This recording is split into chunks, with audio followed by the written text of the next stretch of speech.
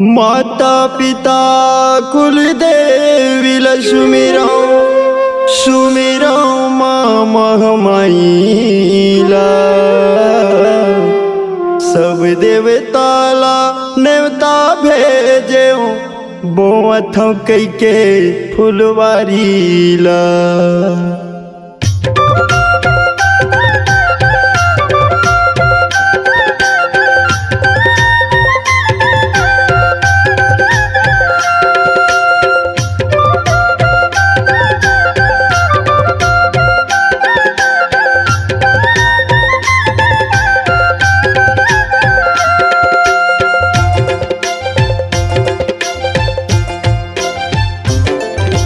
पियर पियर फुलवारी बोए तो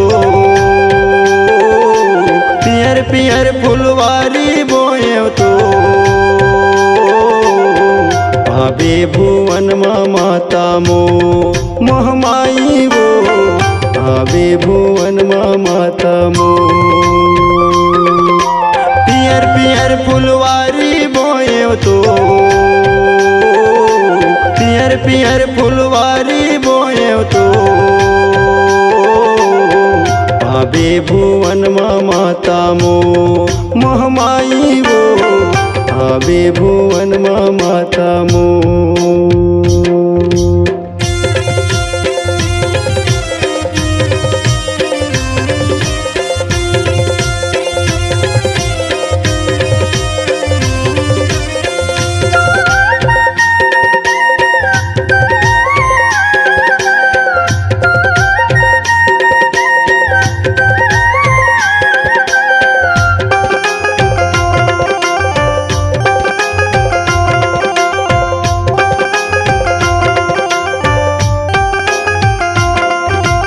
डोंगरगढ़ मोर बम बम लाई हरिद्वार बड़ मनसा दाई ऊंचे टेवरिया लखनी लगे हैं। डोंगरगढ़ मोर बम बम लाई हरिद्वार बड़ मनसा दाई ऊंचे टेवरिया लखनी लगे हैं। रतनपुरी महमाया लाया गो रतनपुरी महमाया लाया गो आवे भुवन माता मो महमाई वो आवे भुवन माता मो।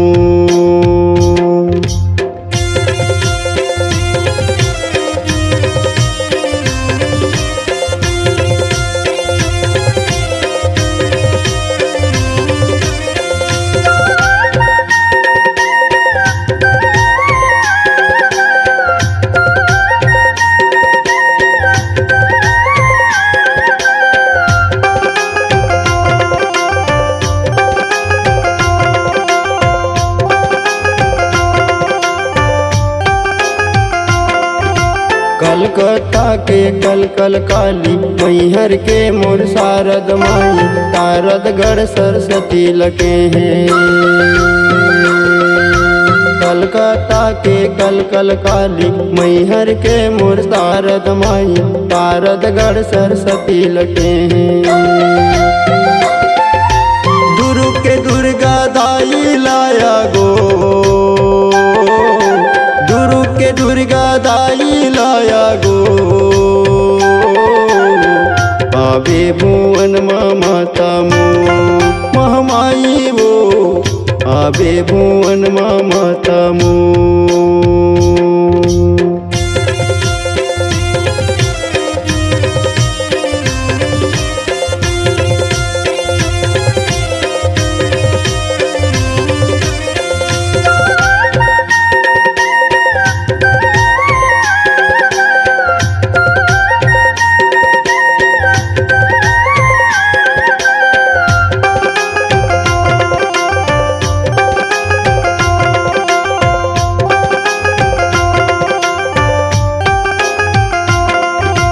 खड़ौद कला के मौली माता गाँवे के मोर शीतला माता शिवलोका सा कुंभी लगे हैं। खड़ौद भक्त कला के मौली माता, गावे के मोर शीतला माता, शिवलोका सकुन भिल के रतनपुरी महामाया लाया गो, रतनपुरी महामाया लाया गो, आवे भुवन माता मो महामाई वो, आवे भुवन माता मो। पियर पियर फुलवारी बोए तो, पियर पियर फुलवारी बोए तो, आवे भुवन माता मो महामाई वो, आवे भुवन माता मो।